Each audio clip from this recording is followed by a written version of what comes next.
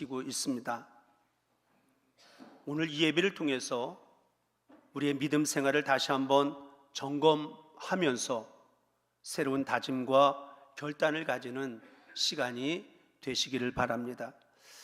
우리가 지난주에 73주년 감사 예배를 하나님 앞에 드렸는데, 73주년 감사 예배를 드리면서 제가 부암교회 와서 함께 신앙생활했던, 그래서 천국에 가신 분들도 많이 계시고 또 형편에 따라 이사 가신 분들도 많이 계시고 또 교회를 옮기신 분들도 많이 있고, 한 사람 한 사람 교적 카드를 들여다보면서 함께 이렇게 묵상하며 시간을 가지는 시간을 가졌습니다. 특별히 오늘 우리 박일희 장로님 이렇게 자녀분들도 함께 와 계시는데, 금년에는 유창욱 장로님과 또 박일희 장로님 늘 기도의 자리에서 함께 동역해 주셨던 우리 장로님들을 천국에 보내면서 74주년을 향하여 달려가는 발걸음이, 마음이 무거웠습니다. 그러면서 하나님 앞에 던지는 질문이 한 가지가 있는데, 하나님, 아니 좋은 일꾼들은 불러가시고 함께 협력하지 않는 사람들은 여전히 있고, 그러면 하나님의 일을 어떻게 해야 합니까?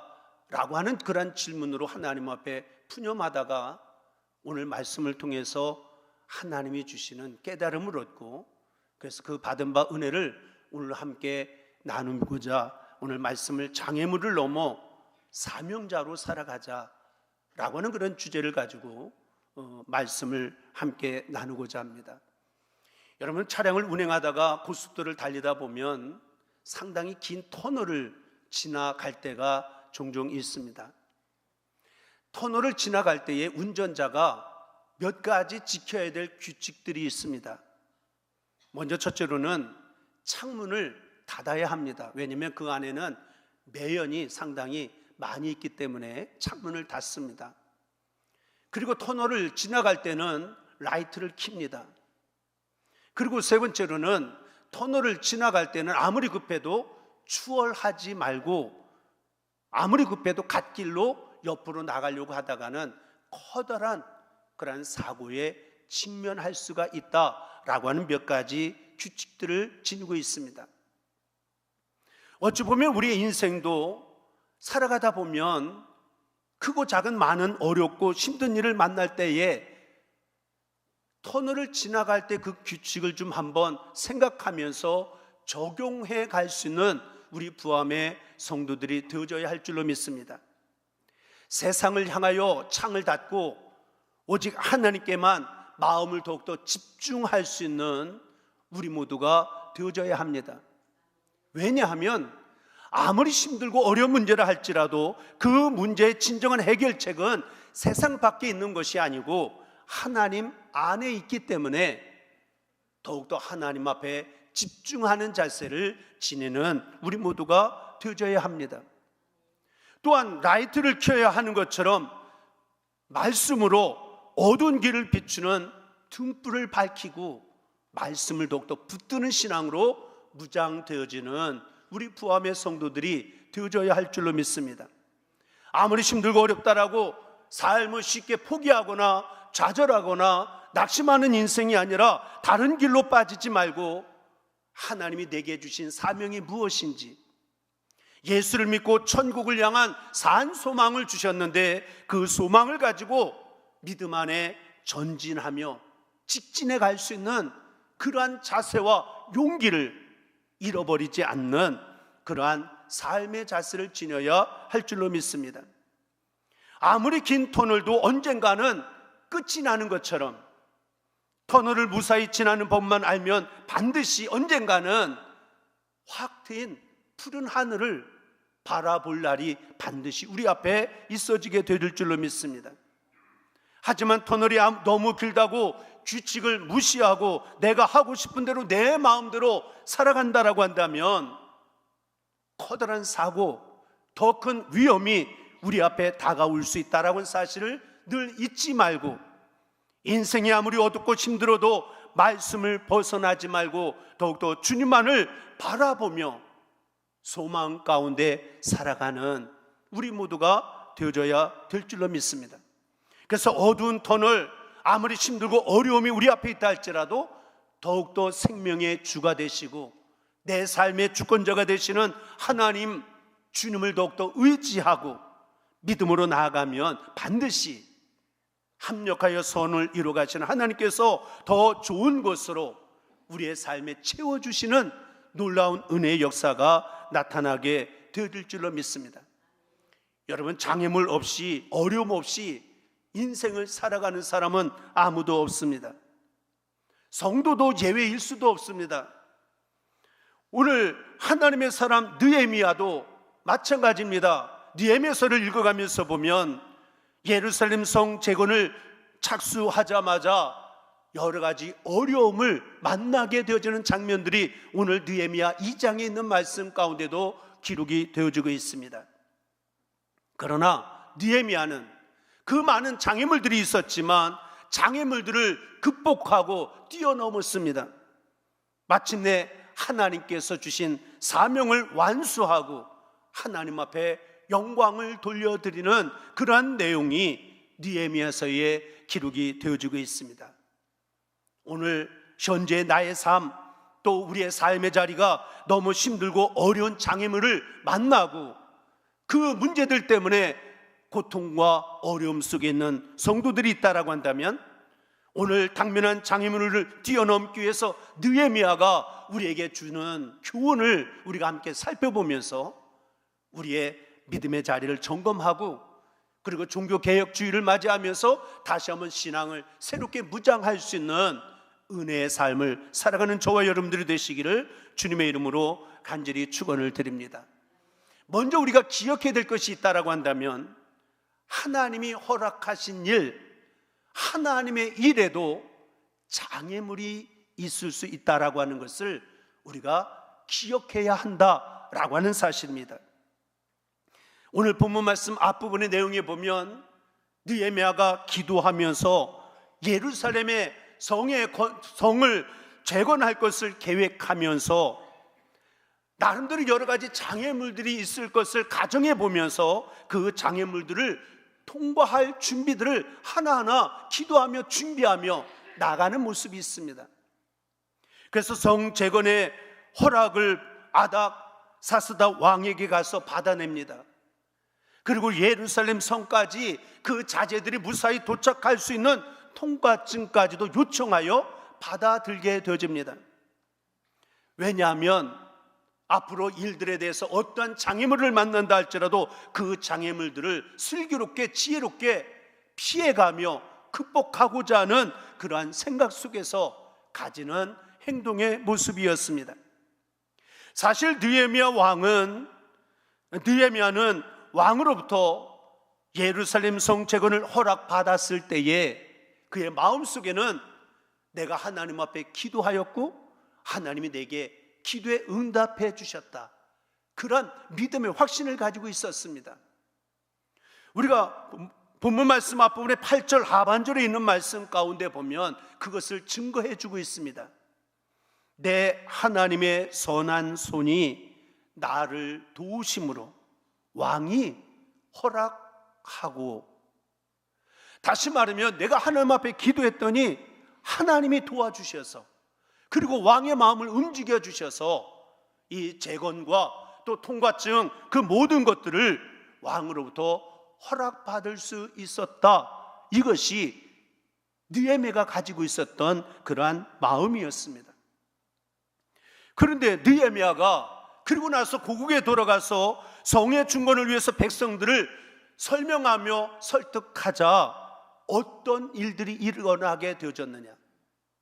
오늘 본문 말씀 18절과 19절에 보면 우리에게 이렇게 소개를 합니다.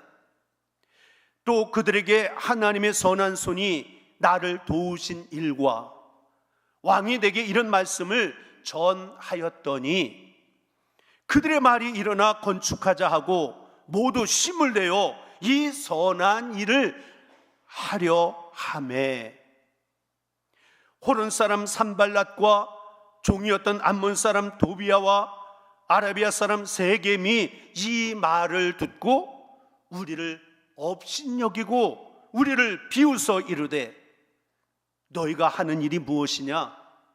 너희가 왕을 배반하고자 하느냐라고 따져 물으며 비판하고 손가락질하는 그런 일들이 있게 되어졌다라고 성경은 기록을 하고 있습니다.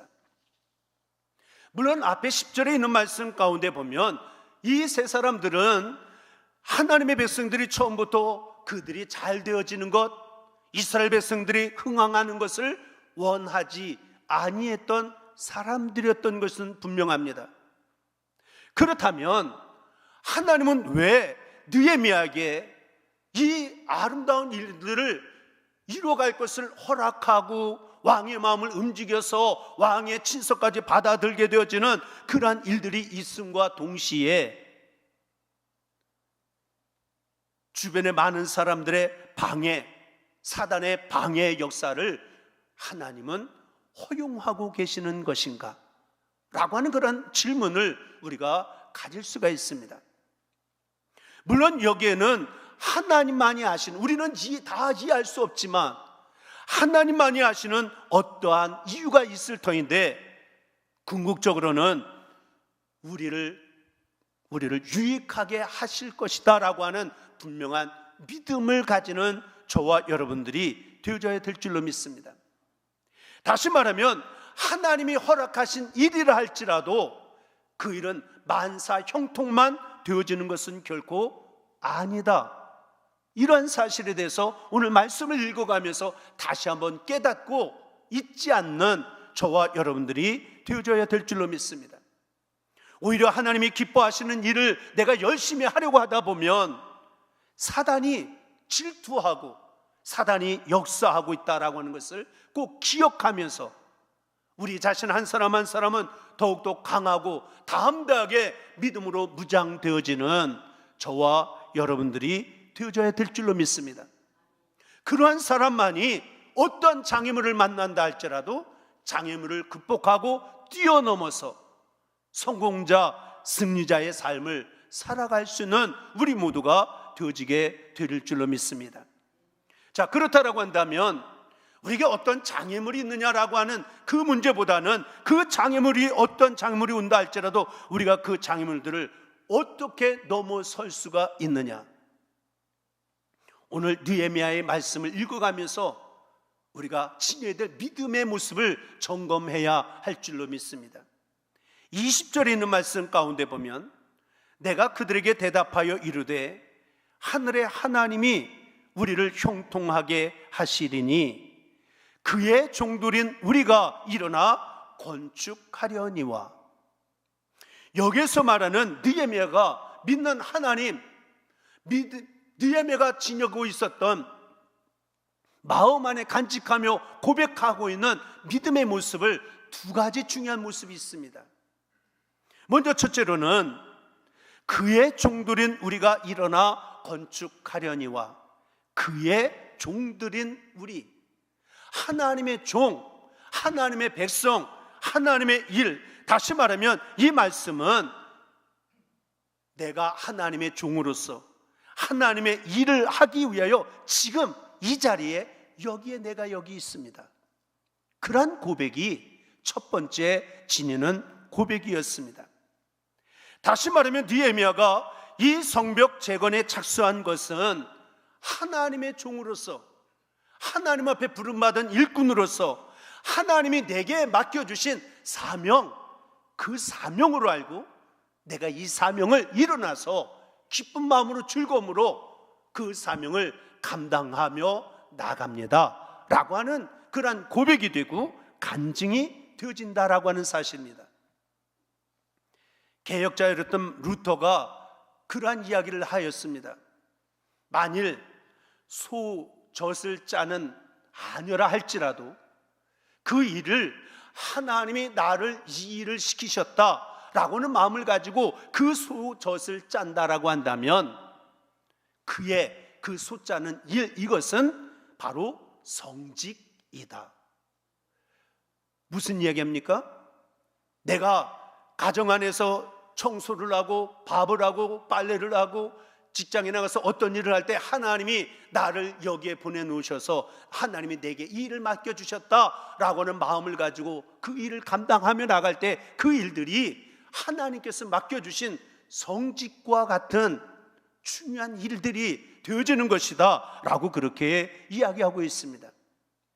또한 유명한 아프리카의 선교사였던 리빙스턴은 그가 선교의 현장에 많은 어려움들이 많이 있었지만 그 어려운 숱한 어려움들을 극복할 수 있는 비결이 무엇이었느냐? 그는 한마디로 이렇게 이야기합니다. 사명이 닿을 때까지는 나는 죽을 수가 없었다. 그래서 이것을 생명이 있음은 사명이 있음을 깨달아야 한다라고 하는 사실을 외쳤다라고 이야기를 하고 있습니다. 오늘도 마찬가지입니다. 내 삶에 힘들고 어려움도 있을 수가 있습니다. 그러나 하나님이 나를 이 자리에 이러한 환경 속에 나를 세워놓으셨다라고 하는 것을 믿는다라고 한다면 하나님은 못할 일이 없으신 능력의 하나님이 나와 언제나 함께 하시고 나를 도와주심을 믿기에 흔들리지 아니하고 기쁨으로 그 일들을 소중히 여기며 감당하며 열심히 살아낼 수 있는 우리 모두가 되어져야 될 줄로 믿습니다. 또한 느헤미야가 가지고 있었던 한 가지 믿음의 고백이 있다라고 한다면 형통하게 하심을 믿었다라고 하는 사실입니다. 여러분, 인생은 단거리 경주가 아닙니다.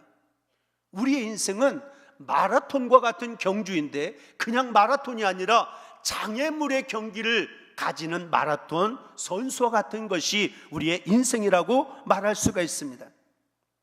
우리가 섬기는 일이 하나님이 나에게 맡겨주신 사명이다라고 하는 그러한 것을 확신하며 살아간다라고 한다면 동시에 하나님이 그 일을 반드시 형통하게 하시며 도우시는 은혜가 있다.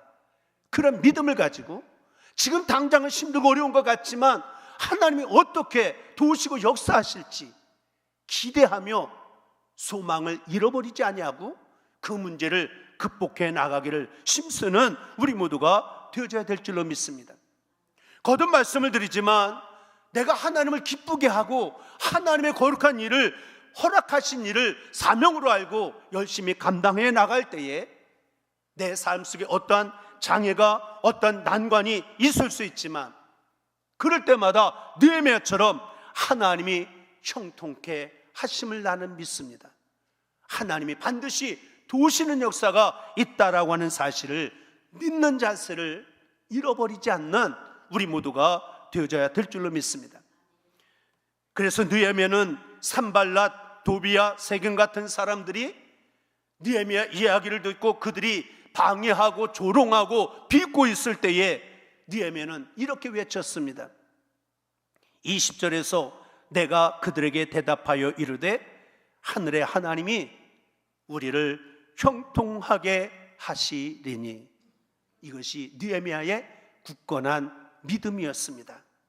일을 시작하게 하신 분이 하나님이심을 믿는다라고 한다면 그 일을 장애물이 있다 할지라도 하나님은 그 일을 반드시 마치게 하실 것이다. 형통하게 한다는 얘기는 끝까지 일을 감당하게 하신다라고 하는 그 하나님이 돕는 역사로 함께 하신다라고 하는 것을 믿는 믿음을 지니는 우리 모두가 되어져야 될 줄로 믿습니다. 사도 바울이 빌립보서 1장 6절에서 이렇게 말씀하고 있습니다. 너희 안에서 착한 일을 시작하신 이가 그리스도 예수의 날까지 이루실 줄을 우리는 확신하노라. 우리가 착한 일을 시작하게 하신 주님이 끝까지 우리가 모든 일 주님이 오시는 그날까지 내 생명 다하는 그날까지 하나님께서 그 일을 이루게 하실 것이다. 나는 분명하게 확신한다라고 선언을 하고 있습니다. 따라서 오늘날 우리에게 정말 중요한 것이 있다라고 한다면 내 삶의 자리가 어떤 환경이냐, 어떤 문제와 어려움이 있느냐 없느냐 이것이 중요한 것이 아니라 내가 하나님의 뜻 안에 거하며 하나님의 뜻 안에 살아가고 있느냐. 그렇다라고 한다면 반드시 합력하여 선을 이루시는 하나님의 은혜 가운데 형통케 하시는 놀라운 은혜의 축복을 열매로 거두는 우리 모두가 되어지게 될 줄로 믿습니다. 성도에게 중요한 것이 있다라고 한다면 때로는 넘어질 수가 있습니다. 잠언에 있는 말씀에 보면 7번 넘어질지라도 8번 다시금 손잡아 일으켜주시는 하나님이 나의 하나님이심을 믿고 어떤 장애물과 어려움이 있다 할지라도 계속 달려가고 전진하고자 하는 용기를 잃어버려서는 아니 될 줄로 믿습니다. 기도하고 하나님의 도우심을 구하며 당장 장애물 하나하나를 이겨나가기를 더욱더 극복하며 넘어설 수 있는 우리 부암의 성도들이 되어져야 될 줄로 믿습니다. 예수님도 그러한 삶을 살아가셨고 우리에게 그러한 삶을 살아가라고 주님께서 가르쳐 주셨다라고 하는 사실을 기억하시길 바랍니다. 마태복음 26장 39절에도 보면 내 아버지여 만일 할만하시거든 이 잔을 내게서 지나가게 하옵소서. 그러나 나의 원대로 마시옵고 아버지의 원대로 하옵소서. 내 생각대로만 되어지는 인생이 아니고 하나님의 뜻 앞에 형통함의 은혜를 힘입고 살아갈 수 있는 저와 여러분들이 되어져야 될 줄로 믿습니다. 자, 그렇다라고 한다면 장애물을 만날 수도 있습니다. 하나님의 이름에도 불구하고. 그러나 그 장애물 속에 하나님을 향한 사명감을 가지고 또 하나님이 형통케 하신다라고 하는 믿음을 가지고 우리는 사명감 가지고 살아가야 하는데, 오늘 3장의 1절에 있는 말씀만 읽었지만 3장에 있는 내용의 말씀이 우리가 사명을 감당할 때 어떠한 자세를 지녀야 하는지를 우리에게 몇 가지 소중한 지혜의 말씀을 교훈해 주고 있습니다. 먼저 첫째로는 주님의 일을 할 때에 혼자가 아니라 함께라고 하는 자세, 협동하는 마음의 자세를 지녀야 한다라고 하는 것을 첫 번째로 가르쳐 줍니다. 느헤미야는 자기 혼자서 한 일이 아닙니다. 성경 말씀을 읽어가면서 보면 느헤미야 3장에 있는 말씀 가운데 보면 75명이 넘는 사람들의 이름이 등장을 하고 있습니다. 왜 이렇게 많은 사람들이 여기에 기록이 되어져 있느냐? 느헤미야는 나 혼자 하는 일이 아니다. 여기에 이렇게 많은 사람들이 서로가 마음으로 하나가 되어지고 함께 더불어 이 일들을 감당하였다라고 하는 것을 우리에게 강조하기 위하여, 이렇게 많은 사람, 우리가 이름만 기록되지 그 사람이 어떤 사람인지 알 수 없지만 여기에 기록한 목적이 함께 더불어. 그래서 3장 1절에 보면 그때 대제사장 엘리야십이 그의 형제 제사장들과 함께 일어나라고 그렇게 강조가 되어지고 있습니다. 여기에서 주목할 단어가 뭐냐면 함께 일어났다, 함께 더불어. 그리고 1절 말씀 읽었지만 2절 3절 계속 뒤로 가면서 보면 계속 반복적으로 나오는 단어가 있습니다. 그 다음은 다시 말하면 얼마나 많은 사람들이 각자의 각각의 다른 자리, 다른 위치, 그들의 삶의 자리에서 동시에 마음으로는 하나가 되어지고 그리고 협동하는 마음을 가지고 예루살렘 성벽의 재건에 함께 동참하였다라고 하는 사실을 오늘 3장에서 설명해 주고 있습니다. 여러분, 성경에서 교회의 본질을 그리스도의 몸이라고 가르쳐 주고 있습니다. 주님은 왜 교회의 몸이 되게 하셨을까? 그것은 주님의 일이라고 하는 것은 오늘 말씀처럼 혼자서 할 수 있는 일도 혼자서 해서도 아니 되는 협동하는 그런 마음들이 요구가 되어지기 때문에 그리스도의 몸이라고 그렇게 우리에게 설명하고 있으며 우리를 지체로 불러주셨기에 오늘 종교개혁주의를 맞이하면서 또한 74주년을 달려가면서 우리 부암의 모든 성도들이 믿음과 성령과 사랑으로 하나가 되어지는 마음을 가지고 하나님을 기쁘게 하고 사명을 감당하며 몸된 재단을, 주님의 몸된 교회를 건강하게 세워가기를 힘쓰는 우리 모두가 되어져야 될 줄로 믿습니다. 또한 두 번째로는 주님의 일을 할 때에는 내가 좋아하고 잘하는 일을 찾아서 감당해 나가는 그런 자세가 필요하다. 다시 말해 이것을 쉽게 이야기하면 은사에 따라서 우리가 하나님의 일, 사명을 감당해 갈 수 있는 우리 한 사람 한 사람 모두가 되어져야 될 줄로 믿습니다. 우리가 느헤미야 3장의 1말씀 쭉 보면 한 75명에 가까운 사람의 이름이 드러나는데 그들의 직업이 하는 일들이 한 15가지 정도로 요약이 되어지면서 성경에 소개가 되어지고 있습니다. 그 15가지 하는 많은 사람, 다양한 직업을 가진 사람들이 이 성재건에 한 마음이 되어졌을 뿐만 아니라 함께 동참을 했다라고 하는 것입니다. 그런데 흥미로운 것이 있다라고 한다면 이들이 모두 자기의 위치에서, 자기의 자리에서 그 주어진 책임을 다 감당하면서 함께 예루살렘 성벽의 모든 것을 아름답게 재건을 완성해 나가게 되어지는 그런 결과를 가져오고 있다라고 하는 것입니다.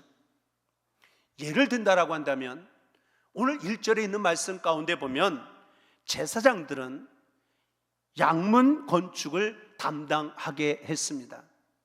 양문이라고 하는 것은 제사장들이, 백성들이 양을 제물로 가지고 오면 그 양을 잡아서 번제단에 올리기 위해서 드나드는 문을 양문이라고 하는 거예요. 그러니까 이 문은 제사장들이 자신들이 드나드는 문입니다. 누구보다도 이 문의 용도를 너무나도 잘 알고 있었던 제사장들이 내가 다니던 우리가 하는 일들에 가장 가까운 곳에 그 부분의 책임을 제사장들에게 맡겨 놓았다라고 하는 것입니다. 한 가지 더 말씀을 드리면 3절에 있는 말씀 가운데 보면 어문이 등장을 합니다. 이 어문은 예루살렘의 북쪽을 향하여 문이 달려져 있는 문을 어문이라고 하는데, 이 어문은 두로라고 하는 곳에서 생선을 잡아서 출입하던 문이 바로 어문이었습니다.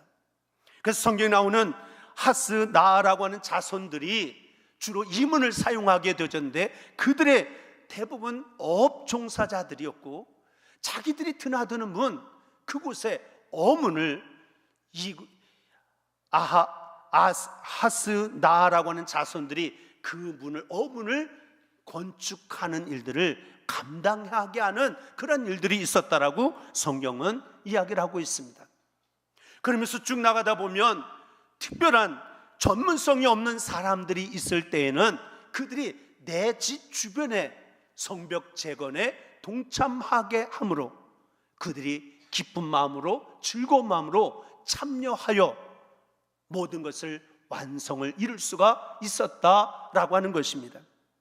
마찬가지로 주님의 몸된 교회를 섬겨갈 때에 우리가 다 똑같은 일만 하는 것이 아니고 각자 은사를 따라, 만약에 내가 주님의 일을 감당한다라고 헌신한다라고 하는데 그 안에 기쁨이 없고 즐거움이 없다라고 한다면 하나님 앞에 은사를 달라고 구하든지 아니면 다른 사명을 찾아서 일을 해야 내 안에 기쁨이 있게 되어집니다. 왜냐하면 은사라고 하는 단어가 뭐냐면 카리스마라고 하는 단어가 은사입니다. 그런데 이 카리스마는 카라라고 하는 단어에서 유래되어진 단어인데, 카라가 뭐냐면 기쁨이라고 하는 단어입니다. 다시 말하면 내가 은사를 따라 은사를 가지고 은사를 따라 하나님의 일을 하면 그 안에 기쁨이 있고 즐거움이 있게 되어진다라고 하는 의미가 담겨져 있습니다.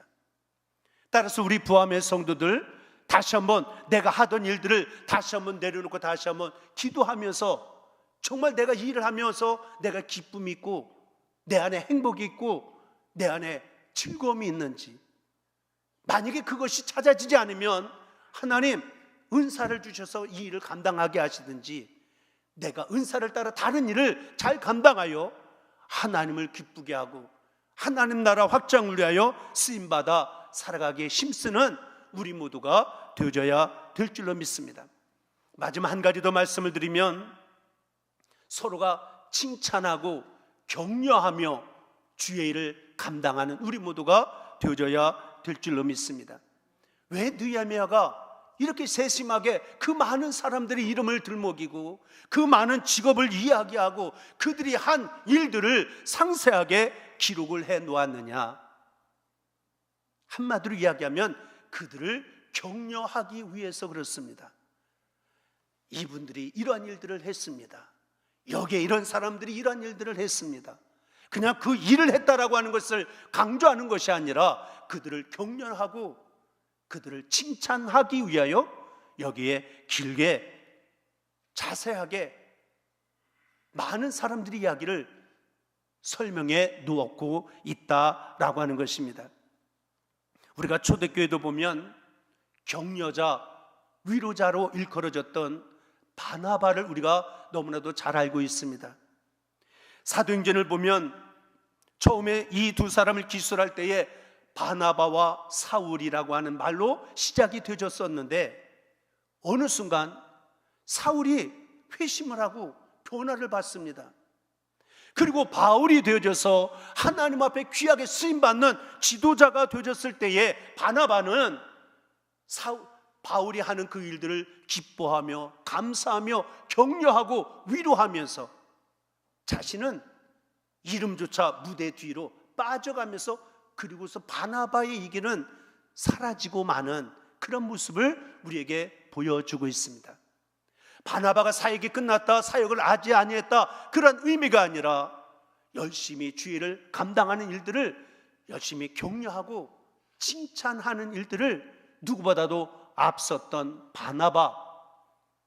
우리 부함교에서도 필요한 사람이 있다라고 한다면 이 바나바와 같은 느헤미야와 같은 사람이 필요하지 아니할까라고 하는 그런 생각을 가져보게 되어집니다.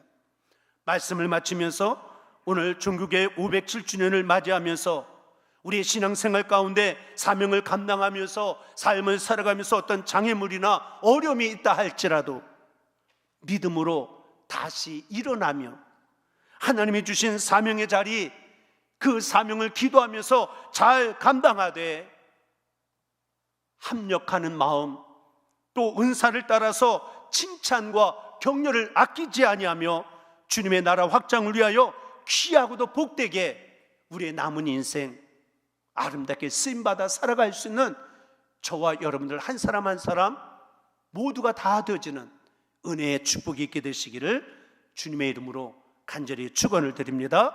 기도하겠습니다. 사랑의 아버지 하나님, 오늘 있는 모습 이대로 십자가 앞에 나와 겸손한 마음으로 무릎을 꿇었습니다.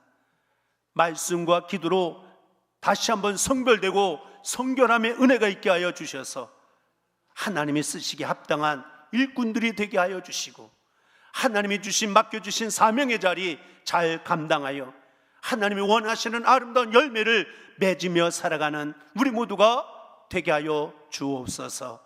우리 구주 예수 그리스도 이름으로 간절히 기도드리옵나이다. 아멘. 다 찬송가 214장을